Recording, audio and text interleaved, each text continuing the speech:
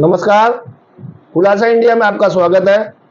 राजनीति की पाठशाला और राजनीति करें में हम आपको आज आगरा संसदीय सीट के बारे में बता रहे हैं कि आगरा संसदीय सीट का जातीय समीकरण, वहां का चुनावी गुणागणित और इतिहास। तो आज हम आपको बताते हैं आगरा संसदीय सीट जो 1952 में वहां पे पहला आम चुनाव हुआ और 1971 तक जितने चुनाव हुए सभी चुनावों में कांग्रेस के उम्मीदवारों को विजयश्री मिलती रही। 1977 में जब देश में आपातकाल लगा तो चौधरी चरण सिंह की पार्टी भारतीय लोकदल पहली बार आगरा से चुनाव जीतती है। फिर 1980 और 1984 में कांग्रेस पुनः आगरा सीट से चुनाव जीतती है।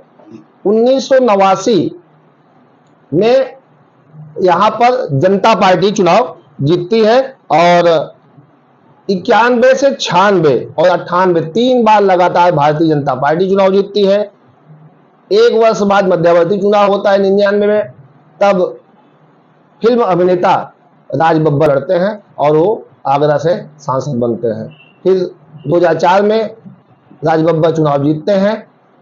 2009 में भारतीय जनता पार्टी के टिकट पर रमाशंकर कठेरिया चुनाव जीतते हैं और उनको दोबारा 2014 में मोदी लहर में भारतीय जनता पार्टी उन पर भरोसा जताती है और उम्मीदवार बनाती है। तो आगरा सीट से वो दूसरी बार सांसद निर्वाचित होते हैं।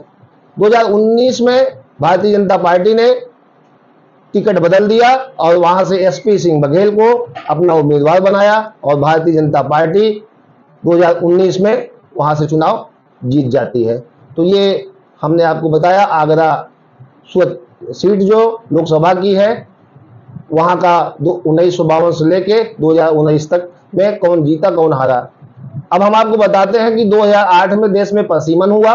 2009 में जब लोकसभा चुनाव हुआ तो इस सीट को सुरक्षित कर दिया गया और आगरा से दो सीटें हैं, एक फतेहपुर सीकरी जो सामान्य सीट है और आगरा सुरक्षित सीट है। तो हम आपको बता दें कि आगरा जो सुरक्षित सीट है इसमें कुल कितनी विधानसभाएं हैं, क्योंकि एक लोकसभा में कई विधानसभाएं शामिल रहती हैं। अमूमन 5 विधानसभा से एक लोकसभा का गठन किया जाता है। तो यहाँ पे एतमादपुर, आगरा कैंट, आगरा दक्षिण, आगरा उत्तर और एक सीट जो है जलेसर विधानसभा एटा जनपद से शामिल की गई है। तो ये पांचों सीटें जो आगरा संसदीय सीट की हैं, इस पे 2017 में विधानसभा जो उत्तर प्रदेश चुनाव हुआ इसमें सभी सीटें भारतीय जनता पार्टी ने जीती थी। वहीं 2022 की बात करें तो 2022 में विधानसभा चुनाव में पांचों सीटों पर पुनः भारतीय जनता पार्टी के विधायक निर्वाचित हुए। तो ये हमने आपको बताया विधानसभा 17 और 22 का। तो लोकसभा में सबसे महत्वपूर्ण होता है मतदाता जो वोट देता है।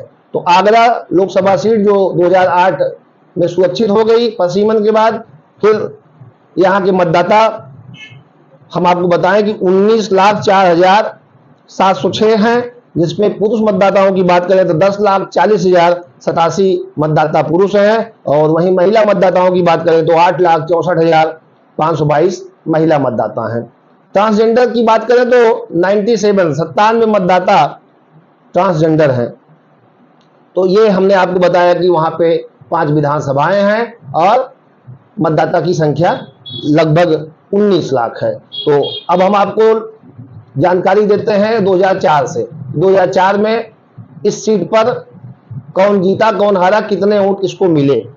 तो समाजवादी पार्टी के राज बब्बर ने 2,43,094 वोट पाकर जीत दर्ज की थी। वहीं बीजेपी के मुरारी लाल को 1,85,752 वोट मिले थे, दूसरे स्थान पर रहे, जबकि बीएसपी के पंडित केशव प्रसाद दीक्षित को 1,74,149 वोट मिले थे और वो तीसरे नंबर पर थे। अब हम बात करते हैं 2009 में।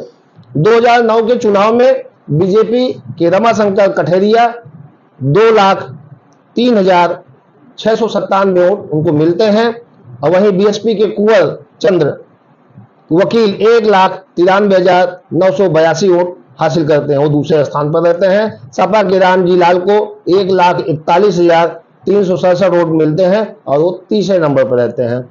अब आते हैं 2014 में, जब देश में मोदी लहर आई। मोदी की सुनामी में रमाशंकर कठेरिया को आगरा से भारतीय जनता पार्टी ने दोबारा विश्वास जताते हुए उनको अपना उम्मीदवार बनाया और उन्होंने इस बार बाजी मार ली।